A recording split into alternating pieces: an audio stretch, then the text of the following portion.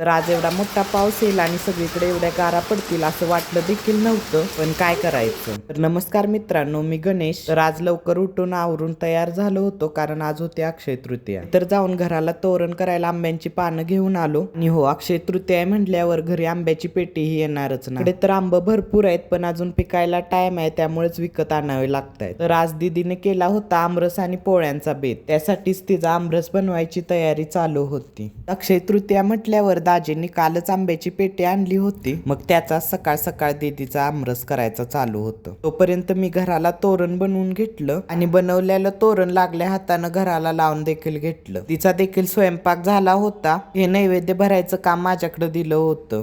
पटपट नैवेद्य भरून घेतलं. 4 नैवेद्य का केलेत ते सांगतो. पहिले तर एक घरातल्या देवाला नैवेद्य दाखवून घेतला, त्यानंतर घरावर एक नैवेद्य ठेवून आलो. एक नैवेद्य हा गाईला चारून आलो. राहिलेला एक नैवेद्य हा ऑफिस मध्ये दिला. पिठोबा तर करून झालं होतं, आता पोटोबा बाकी होता. मग एवढं सगळं भरलेलं ताट संपवलं आणि झोपी गेलो दिवसभर. पोळ्या खाल्ल्यावर झोप तर येणारच ना. सायंकाळी अचानकच गाराचा एवढा मोठा पाऊस झालं, त्याचं नावच ती. खूप म्हणजे खूपच गारा पडत होत्या सगळीकडं. सगळ्या रस्त्यावर गारा साठल्या होत्या आणि एकदम अशा मोठ्या मोठ्या गारा होत्या. गार नाही, गारोबाच म्हणावं लागल याला तर.